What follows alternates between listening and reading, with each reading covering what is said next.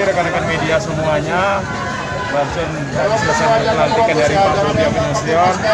Kita hanya menjelaskan visi-visinya Pak Wali. Yang pertama memang program kita untuk bersih-bersih sampah di setiap pasar. Apalagi sekarang ini prioritas ada 3 pasar. Yang pertama Loji, yang kedua Pasar Sentosa, yang ketiga Pasar Bakti. Jadi itu prioritas utama. Namun di pasar-pasar lain akan kita buat seperti yang dipresentasikan Pak Wali ke depannya. Jadi kita juga punya program. Kita akan mengedepankan para pedagang ini supaya ikut aktif berperan untuk menjaga kebersihannya di lingkungan pasar masing-masing. Dan kita juga akan membuat program untuk vaksinasi. Kita akan berkolaborasi dengan Dinas Kesehatan karena saya dapat informasi rekan-rekan pedagang, suaranya memang mereka meminta divaksin. Selama ini divaksin hanya beberapa pasar. Jadi ke depan kita berkoordinasi dan juga untuk PD Pasar dan karyawan PD Pasar juga. Ada target untuk mencapai PAD? Insya Allah kita memang punya target untuk PAD, namun kita untuk saat ini memang harus betul-betul bersinergi dengan direksi-direksi yang lain ya. Kita akan pelajari bagaimana sistem yang di dalam. Yang jelas Pak Wali mengingat kita jangan ada pungli. Kalau kita mau kaya bukan di sini. Kalau mau kaya kita adalah pedagang atau pengusaha. Jadi kedepannya betul-betul kita mau membangun pasar yang akan lebih baik. Sistem ke depan kita akan gunakan digitalisasi seperti pembayaran elektronik, mengingat atau mencari mengurangi atau kebocoran-kebocoran yang selama ini supaya laba PAD itu akan naik. Ada atau tidak pungli? Ya?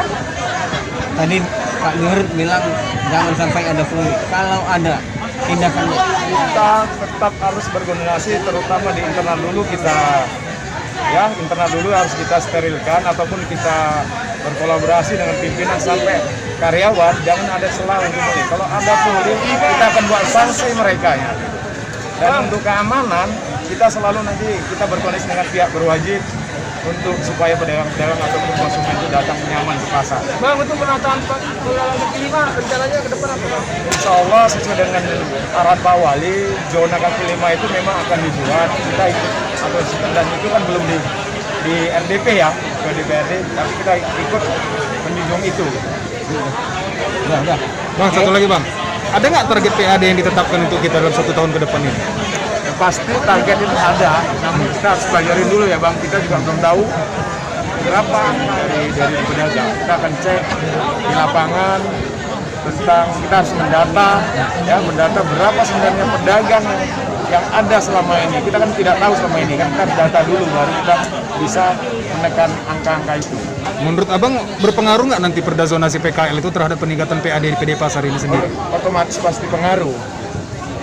Ketika memang ada zona itu pasti akan pengaruh. Dan membantu dalam penertiban pedagang pasar juga, begitu Ya, kira-kira?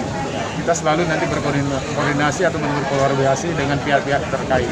Satu lagi Bang, tadi ada 3 pasar tadi yang dibersihkan tuh kan, soal sampah-sampah yang di 3 pasar itu gitu. Sekarang kan pengelolaan sampah kan di kecamatan itu. Kita sudah koordinasi Bang sama kecamatan-kecamatan itu nantinya? Ya tadi pesan Pak Wali juga, memang kita harus tetap berkolaborasi dengan dinas kebersihan dan ataupun kecamatan. Karena selama ini memang pasar kan dilibatkan ke dinas kebersihan, tapi kita akan berkolaborasi mencari ruang ataupun membenahi supaya sampah-sampah ini akan beratasin. Soal kenyamanan pedagang dan pembeli ke depannya gimana Bang? Soal kenyamanan pedagang dan pembeli, kita harus memang kita berkolaborasi dengan pihak kepolisian yang penegak hukum. Kita akan berkoordinasi terus dan di setiap pasar, insya Allah rencana kita akan pasang CCTV supaya lebih pengamanan itu lebih ketat, ya lebih tahu jangan terulang seperti di pasar Simpang Limun kemarin. Jadi pengawasannya itu agak diperketat.